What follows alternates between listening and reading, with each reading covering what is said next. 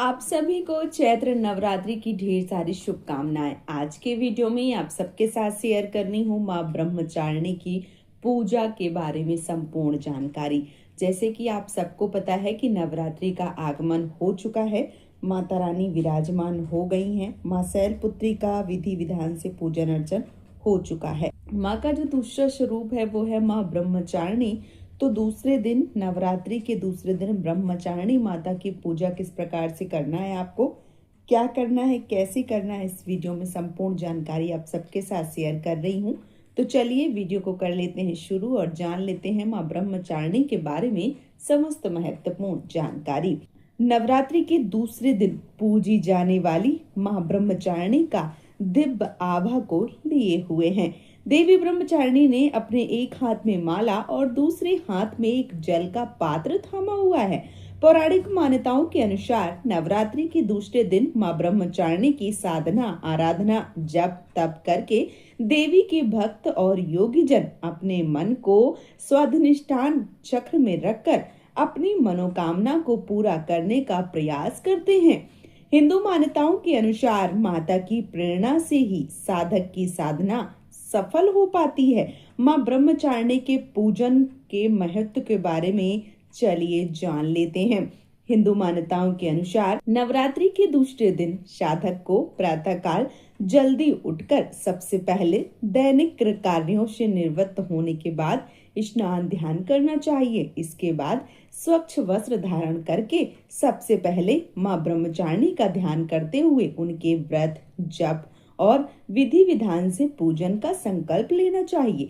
हिंदू मान्यताओं के अनुसार देवी ब्रह्मचारिणी को सफेद या गुलाबी रंग अत्यंत प्रिय है। ऐसे में साधक को इसी रंग के कपड़े पहनने का प्रयास करना चाहिए। इसके बाद अपने पूजा स्थान अथवा ईशान कोण पर माँ ब्रह्मचारिणी की प्रतिमा या तस्वीर रखकर फल फूल, धूप दीप, नैवेद्य, कुमकुम, अक्षत, नारियल, बतासा, मिष्टान आदि अर्पित करना चाहिए।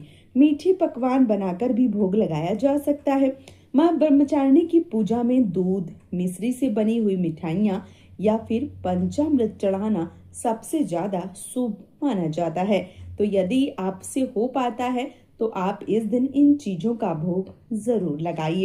माँ ब्रह्मचारिणी का मंत्र कौन सा है, तो हिंदू मान्यताओं के अनुसार देवी पूजा में मंत्र जप का सबसे ज्यादा विशेष महत्व माना गया है। ऐसे में चैत्र नवरात्रि के दूसरे दिन माँ ब्रह्मचारिणी के मंत्र ओम ऐं ह्रीं क्लीं महाब्रह्मचारिणे नमः मंत्र का जाप अवश्य करना चाहिए।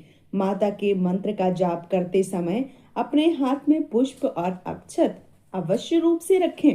मंत्र जप के बाद उसे देवी के चरणों में समर्पित कर दें। इसके बाद माता की विशेष आरती करने के बाद पूजा में हुई भूल के लिए क्षमा और पूरे परिवार के लिए आशीर्वाद जरूर मांगना चाहिए। इस दिन माता के मंत्रों का जाप अवश्य रूप से करना चाहिए।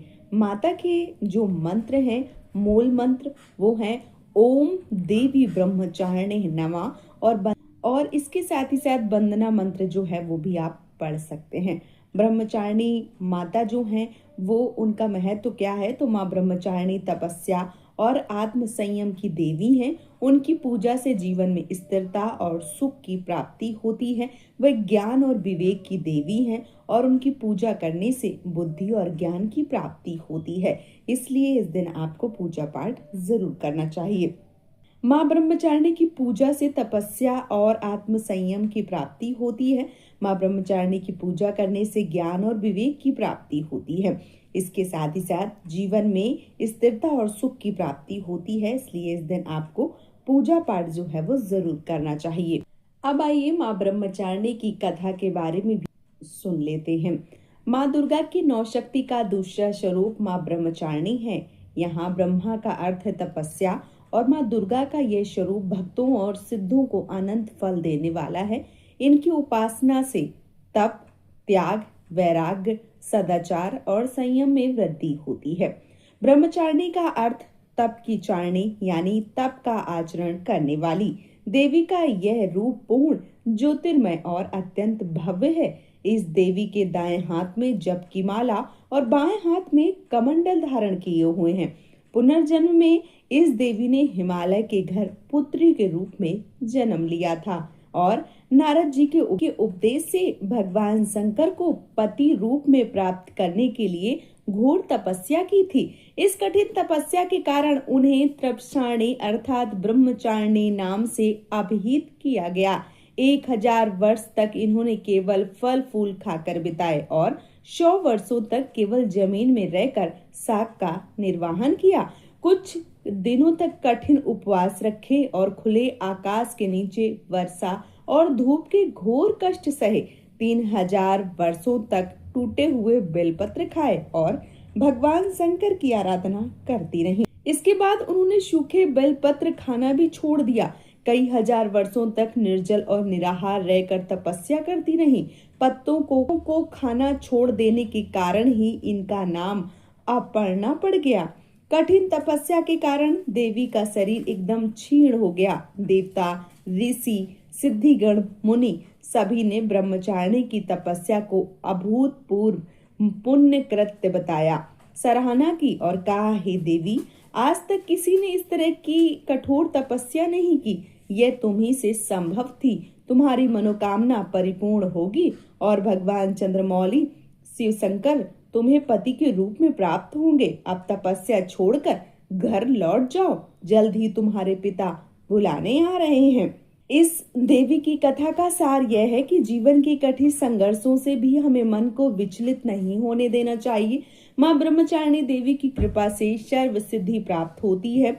दुर्गा पूजा के दूसरे दिन देवी की इस स्वरूप की उपासना की जाती है और माता को उनकी पसंदीदा भोग, पसंदीदा उनकी सारी मिठाइयाँ जो है वो चढ़ाई जाती हैं। तो माँ ब्रह्मचारिणी जो है उनकी पूजा होगी और ये पूजा जो है वो 20 तारीख को की जाएगी। 20 मार्च को दिन शुक्रवार का पड़ रहा है। इस दिन माता का जो पूजन है वो आपको करना है और उन्हें शक्कर का भोग लगाना है और इसके साथ ही साथ जो पूजा पाठ है, मंत्र है, कथा है, आरती है, वो आपको जरूर पढ़नी है। तो उम्मीद करती हूँ माँ ब्रह्मचारिणी के बारे में आपको समस्त जानकारी मिल गई होगी।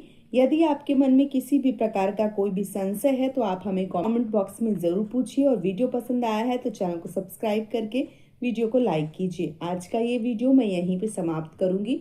बहुत जल्दी मिलूंगी एक और नए वीडियो के साथ में। तब तक के लिए जय माता दी दोस्तों, हैप्पी नवरात्रि, जय श्री श्याम, राधे राधे।